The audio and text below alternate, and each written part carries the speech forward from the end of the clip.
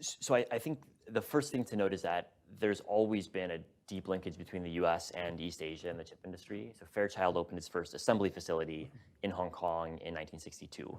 So they invented their first integrated circuit in 59, and 3 years later they had a facility in Hong Kong. So the spread of supply chains across the Pacific Ocean has been there from close to day one. Yeah. The big shift that happened in the past couple of decades is that advanced fabrication has also substantially moved offshore. And it depends, which segment of the industry you look at, but that broad trend is clear, such that the U.S. used to be one of the biggest, alongside of Japan, producers of chips, and now 10 to 15% are produced in the U.S. And Taiwan, in particular, for logic chips, and Korea, in particular, for memory chips, are dominant players. So that's been a trend. In addition to that, there's been the fact that Taiwan in particular, TSMC in particular, has jumped ahead in terms of the technology level it's able to pursue. So it's not just they're producing a lot of chips, they're making the best chips, at least for certain applications. And so that presents a new set of problems. Because one of the stories you often hear with regards to the shifting of manufacturing is that, well, we're outsourcing the low value stuff. That is not true when it comes to semiconductors.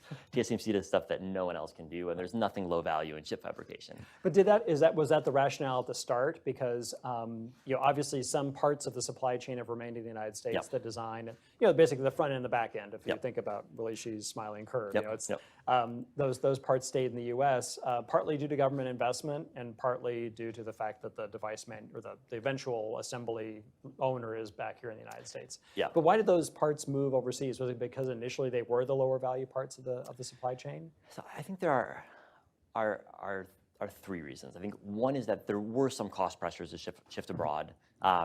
Labor cost was part of the issue, although actually labor costs in fabrication have always been relatively contained because you have a lot of machines and relatively few workers. So that's not a huge part of the issue. I think environmental regulations have been part of the story as well. Chip making is a lot of toxic chemicals, and so that's been a cost factor. Two, there have been government incentives that Korea, Taiwan, and then today, of course, the big one is China, is pouring money into the chip industry that have made a big difference. And there are different studies that try to estimate this, but ballpark, it's at least 10% cheaper, maybe 20 or 25% cheaper to build in Taiwan or Korea than it is in the US. CHIPS funding might begin to change that dynamic, but with over a small pool of facilities. And then third, are market dynamics. The rise of TSMC has been an extraordinary change for the industry.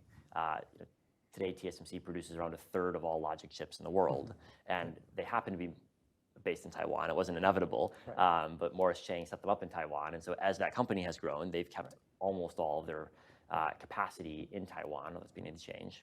And so just the rise of one company has basically determined in some ways why there's a lot of logic fabrication capacity in Taiwan as opposed to anywhere else. And it could have been founded in Switzerland. It was just kind of happenstance that it was in Taiwan. Well,